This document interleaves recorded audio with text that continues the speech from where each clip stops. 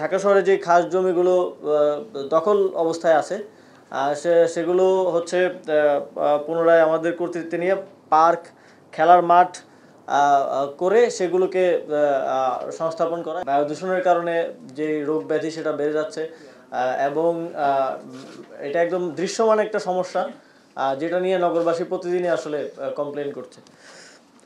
তো long term পরিকল্পনার বিষয়গুলো তো আছে, পাশাপাশি এখানে যেহেতু প্রায় সকল স্টেক হোল্ডাররাই আছেন, এখানে একটা গুরুত্বপূর্ণ বিষয় নিয়ে আমরা ভাবছি, সেটা হচ্ছে এই যে খোরাখুরির যে ব্যাপারটা, এটাকে একটা ইন্টিগ্রেটেড জায়গায় আনা প্রয়োজন।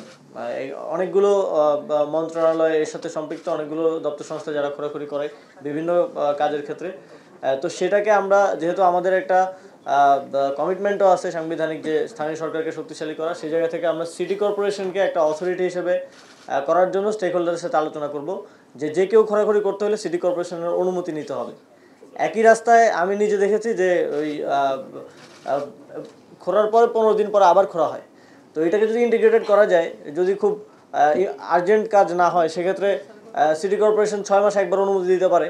সেক্ষেত্রে একই সাথে খোঁড়ার মধ্যে 3-4টা সংস্থা তাদের কাজগুলো করে নিল, বা পাইপ সংস্থাপন সহ যেই কাজ আছে। তো এটার জন্য স্টেক হোল্ডারদের সাথে আমরা আলোচনা করব। আর পানি ছিটানোর পরিমাণ কিভাবে বৃদ্ধি করা যায়, এখানে দেখলাম যে 540 ট্রাক আমরা পানি ছিটাই মাসে, এটার পরিমাণ বৃদ্ধি করার দিকে মনোযোগ দিতে হবে। এটা আমরা পরিমাণটা বৃদ্ধি করব। কনস্ট্রাকশন ম্যাটেরিয়ালের ক্ষেত্রে রাজুককে ইনক্লুড করে কনস্ট্রাকশন ম্যাটেরিয়াল পরিবহন এবং পরিবহনের থেকে বেশি যে রাখা হয় রাস্তায়, এবং একটা গাড়ি গেলেই হচ্ছে ওইটা উড়ে, বা তারপরে বাতাসে উড়ে হচ্ছে বায়ু দূষণ বৃদ্ধি করে। তো এটা রাজুককে ইনক্লুড করে এই কনস্ট্রাকশন ম্যাটেরিয়াল যাতে কাভার্ড ওয়েতে রাখা হয়, এটা সিটি কর্পোরেশন থেকে আপনারা দায়িত্ব নিয়ে এটা নিশ্চিত করতে হবে। আরেকটা হচ্ছে, আমরা ইতিমধ্যেই উদ্যোগ নিয়েছি, অ্যাসেসমেন্ট করছি যে যেই ঢাকা শহরে যে খাস জমিগুলো দখল অবস্থায় আছে সেগুলো হচ্ছে পুনরায় আমাদের কর্তৃত্বে নিয়ে পার্ক, খেলার মাঠ করে সেগুলোকে সংস্থাপন করা। এবং আমরা যদি এটা করতে পারি তাহলে অনেকাংশে বায়ু দূষণ রোধ করা সম্ভব।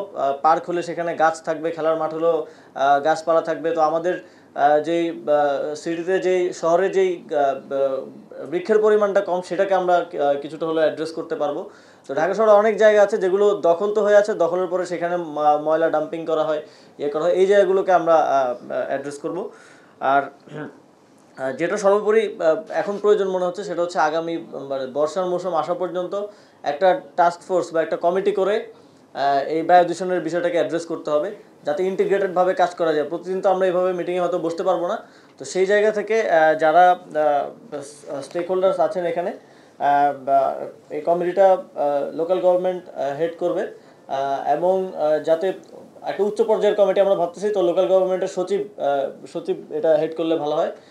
লোকাল গভর্নমেন্টের সচিব, এখানে সিটি কর্পোরেশনগুলো থাকবে, BRTA, police, traffic police, RAJUK, তারপরে যেহেতু হ্যাঁ, ডিপার্টমেন্ট অফ এনভায়রনমেন্ট তো থাকবেই।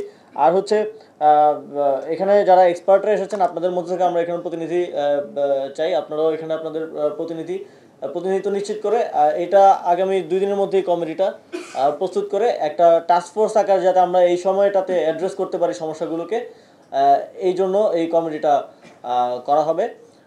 তো আমাদের এই যে অনেকগুলো কথা আসতেছে যে সিটি কর্পোরেশন থেকে আসলে বলা হয়েছে যে পুরানোটা বন্ধ করতে বলা হয়েছে, কিন্তু সেটা বাস্তবায়ন হচ্ছে না। কারণ আসলে যারা মাঠ পর্যায়ের কর্মী, তারা তো এটা করে অভ্যস্ত, তাদের কাছে তো ওই মেসেজটা পৌঁছায় নাই। মেসেজটা পৌঁছাইছে এখান থেকে, চিঠি গেছে সিটি কর্পোরেশনে, তো ওই চিঠিটা যে ওই মাঠ পর্যায়ের কর্মীকে বোঝাতে হবে, এটাও তো সেই জন্য যারা মাঠ পর্যায়ের কর্মী আছে সিটি কর্পোরেশনের, আমাদের কর্মকর্তাদের মাধ্যমে তাদেরকে একটা ছোট হলেও কর্মশালা আয়োজন করা, একেবারে ওই জায়গাগুলোতে গিয়ে গিয়ে একটা নির্দিষ্ট জোন ধরে ওই জোনের কর্মীদেরকে নিয়ে ছোট ছোট কর্মশালা করে তাদের মধ্যে এই সচেতনতাটা পৌঁছে দেওয়া, যাতে ইমপ্লিমেন্টেশনটা হয়, যাতে এটার বাস্তবায়নটা হয় আর কি। শুধু চিঠি চালাচালি করলেই সমস্যার সমাধান হয় না, সেটা যাতে পরবর্তীতে বাস্তবায়ন হয়। পরবর্তীতে যখন আমরা এই বিষয় নিয়ে আবার কথা বলবো, তখন যাতে প্রত্যেকটা অর্গান এখানে যারা আছেন, স্টেক হোল্ডার্স আছেন, যারা এগুলোর বাস্তবায়ন করে থাকেন, আপনারা অগ্রগতিটা আমাদেরকে বলবেন। শুধুমাত্র ওই কাগজে কলমে না, বাস্তবে যাতে আমরা অগ্রগতি দেখতে পাই, এটা প্রত্যাশা থাকবে। তো সবাইকে ধন্যবাদ।